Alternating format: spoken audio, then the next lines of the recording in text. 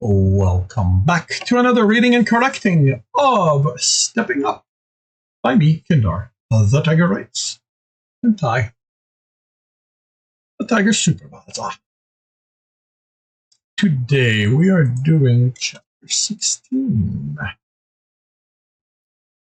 He was in darkness again, and his lungs hurt. He tried to kick up, but his feet wouldn't move. He wanted to scream his frustration, but a warning came to him. Think, stay calm, stay focused. He needed to breathe, but his reserve of air essence was nearly gone. Did he have enough to pull more? What if he didn't and made it so he could never use air again? Focus. He knew where the air was. All he needed to do was swim there, but his feet, of course his feet weren't moving. He had to anchor himself down. He'd had to anchor himself down. He sensed the hard earth around them and loosened it, then kicked up. He swam hard. Air was near. He pulled off until then he had to. The burn in his lung increased. The weight of the water felt heavier. The weight of the water felt heavier. That is clunky as bleep. Okay. So it's either the water felt heavier or the weight of the water increased. I'm going to go with the water. The water felt heavier. He wouldn't make it. He died because he hadn't thought to use water to propel him up and eat. He broke the surface and took a deep breath. Then he hacked out water and went back under. But this time, he remembered who he was, what he could do, and despite having...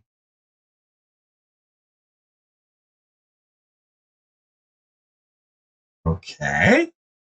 But this time he remembered who he was and what he could do, and...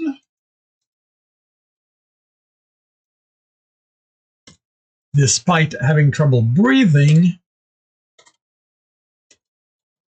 he reached for his essence and found he couldn't pull it out of his reserve.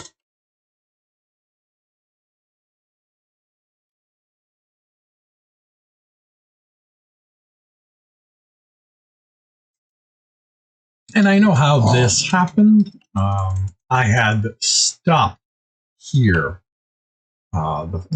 when I wrote it and forgot that at this point he was underwater. Like literally, it was a line before, and then just forgot about it. And then just added they had trouble breathing, covered it up, and did not look at the effect it had. He trashed himself back to the surface. What had happened? Had he pushed himself too far without realizing it? He forced calmness, kept his arm moving. He was no longer drowning, so he had the time to figure this out. His reserve was full, but the walls were thick and resisted the essence passing through them at his command. He'd visualized them like that, so his essence wouldn't save him from drowning as air had done. He hadn't expected it to affect how he'd interact with it. It was just a way for him to see how his essence worked, wasn't it? It was how Alistair had explained it to him. Essence wasn't what he thought it was. That was just a way for his mind to deal with it, so he could deal with the abstraction of essence being and not being at the same time. There were no boxes made of glass around them. That was just how he imagined it being. So he'd have... There were no boxes made of glass around them. It was just how he'd imagined it being. There's no comma here. So he'd have a way to handle them. Could he make them so thick he couldn't draw on his essence? He studied the walls, considered trying it, but his arms were getting tired.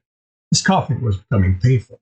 Maybe this was something best left when his lungs weren't filled with water.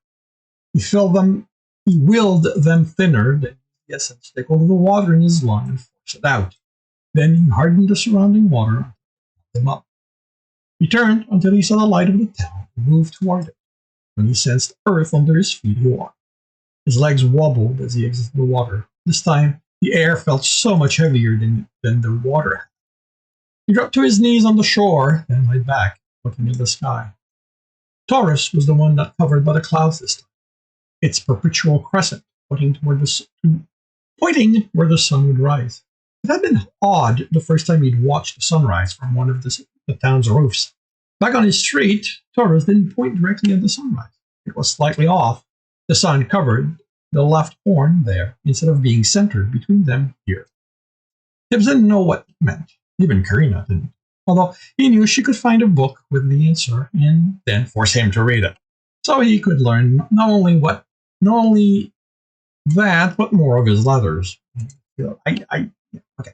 Even Kirina didn't, although he knew she could find a book with this answer. Then she'd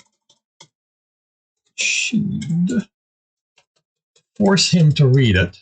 Then she'd force him to read it, so he could learn not only about that, but more of his letters. It was why he no longer asked her every question he thought of. If he was going to have to suffer for the answer, it should be an important question. So, why Taurus change where he pointed, or how it could,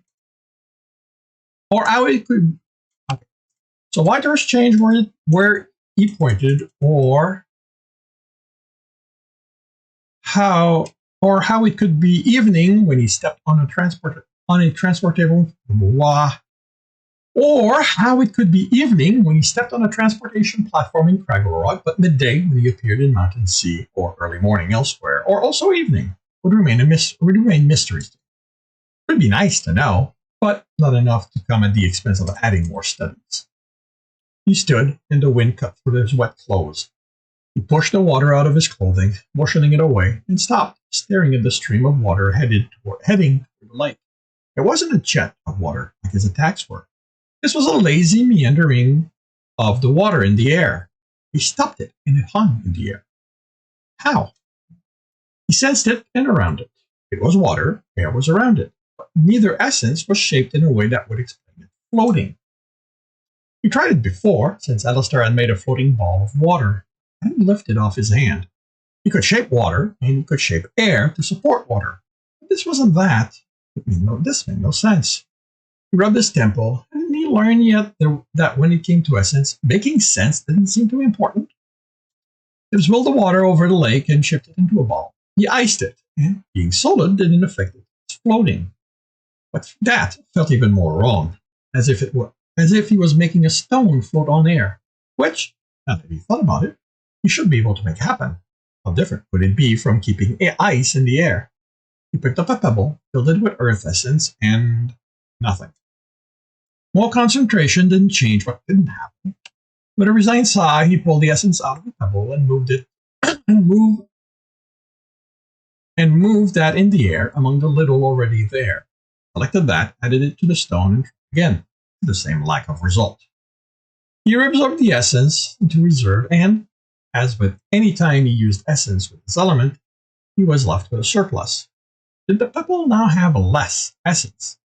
It was as heavy as it had been. He couldn't tell the quantity of essence in this small scale outside of his reserve, so sensing the stone didn't help. If he used essence on the pebble long enough, would he convert all of it into essence? When he pulled it out, would the stone in his hand cease to be? He rubbed his temple again. Was and wasn't. So, he so wanted to ask Alistair about this. Ask someone, anyone, who might know the answer. He could ask his teacher about the water, but how relevant would it be to the air or the earth? He threw the pebble at the lake, then let the ball of ice drop. He wanted to trust Alistair in his secret. And everything the man said showed that, despite his misgiving, he put the guild first. He'd tell them what Tib could do, and then, well, Alistair would probably insist he continue teaching him, so there would be that. He just had to figure this out on his own. What was one more headache-inducing thing to the list of those trying to make his head explode? He headed towards the town and his bed. Maybe sleep would provide rest, if not answers. What he wanted to do was walk the roofs. That made him feel better, even when he didn't have answers. Only the corruption made that, "Hey, you," a man called, lantern, becoming bright enough, Tibs had to shield his eyes. "You can't, oh, light fingers. Sorry, I thought you were one of the convicts." "It's Tibs," he replied, too tired to put his usual annoyance in it. Annoyance in it. How does nickname survive Bardic's removal from the town? Without him to remind people, it should have vanished along with the man. Of course, the man lowered his lantern. "Again, my apologies. But the way you're dressed, you look like one of them at a distance." Tibs started walking again. He missed when when it was the adventurers guarding the town. They didn't respect runners, but at least they disrespected them all equally. Now, what he didn't like was how the guard's tone had shifted when he realized who he was shining the light on. It wasn't one of the guild, or better, the guard. It should sound as if Tibs was owed respect. It was just like any other runners. And how many of them got to walk out of the town with the guild's approval? Voice at the back of his head, at the back of his mind, asked. He hated that the voice sounded like Bardic. Tibs looked up from his plate as Miles dropped into a chair and motioned to a server. The archer's red and grey clothes did not help his sickly complexion. Someone should have stayed in bed this morning, he commented.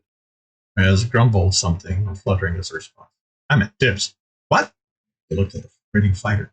Jacob pointed to the untouched plate before Tibs. You've had that before you for at least 5 minutes. Any more, and the cook, I think it's Russell today, is going to barge out of the kitchen demanding to know what's wrong with the food he prepared. The only thing I can think that would make you, Tibs, not eat is like a sleep. Tibs looked at the plate, scrambled eggs, ham, sausages, and roasted vegetable. Sleep had provided neither rest nor answers. And contemplating what water told him to do was kill his appetite. Carrie studied Maz, and her expression softened. Are you feeling better? The fever broke last night. The archer forced a smile. Which is how I'm out of bed. I'm sorry, he whispered, forcing himself to eat some of the vegetables. He didn't want Krosov's brother to think this was his fault. You aren't responsible, Maz replied. You warned me, and this is a small price to pay for making it to the boss and beating it. The server placed a tankard before Maz, and Tibs forced himself to eat more, with more gutso as he felt her eyes on him. Krosov wasn't it wasn't. Don't need the cap. If Krosov wasn't, so busy with the breakfast crowd, Tibs would already have gotten an earful about not eating enough. Is the food not to your liking? I'm usually on your second plate by now. Just tired, he replied. He replied so she wouldn't turn this into a report for Russell about him not liking the food. She nodded and laughed. Unlike Krosov, she didn't know him well enough to join in the stare the rest of their table gave him. He didn't know how to tell them what he'd found out. Corruption. He was supposed to get corruption as an element. What would they think of that? Jekyll hadn't been thinking, but it suggested you have an audience. He certainly hadn't been thinking about it, meaning he'd have the element. Forced himself to continue eating. I'm fine. I'm just tired. Krumdar gave him that look he always gave when he knew someone wasn't being entirely truthful. A slightly raised eyebrow and little smile, as if the attempt amused him. He decided having someone who could tell when you held something back was just as bad as one who knew when he was outright lying. Who knew when he outright lied. At least the clerk didn't pry. More out of a promise he'd find out all the town's secret before looking into the teams than any respect for Tibs' privacy. Not that Tibs could keep this secret. He'd have to tell them and deal with the consequences.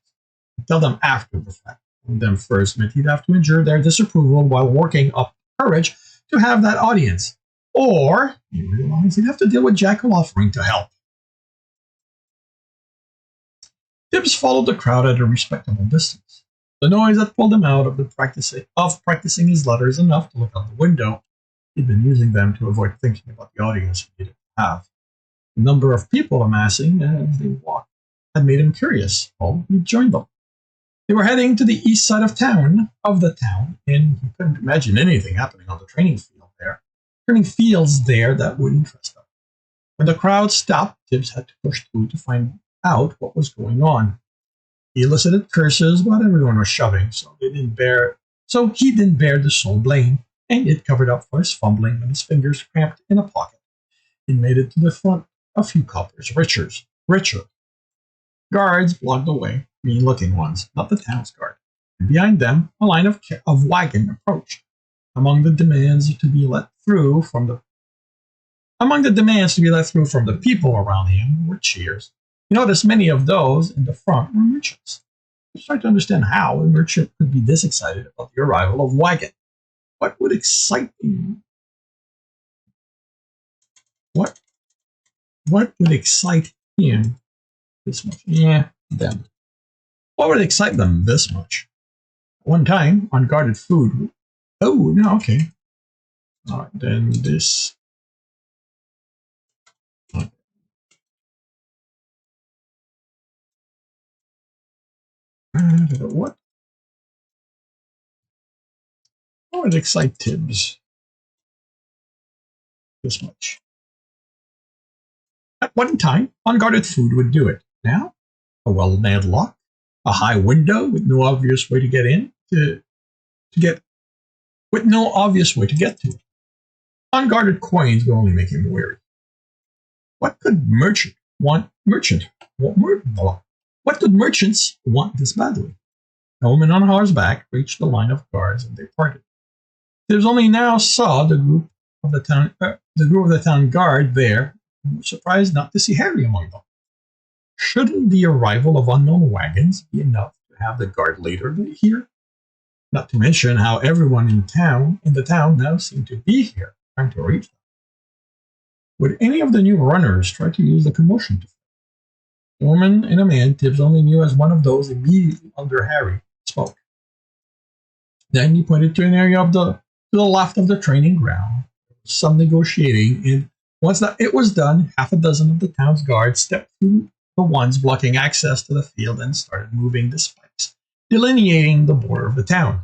Whoever or whatever those wagons represented, they were important enough for the town to be made larger.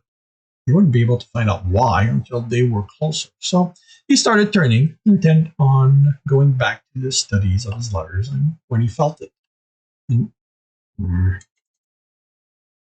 This is something I will do a lot of when I'm not, because in writing, I don't have to breathe, and I do a lot of very long phrases, commas after commas after commas. So when I read them, I realize that, yeah, that's way too long.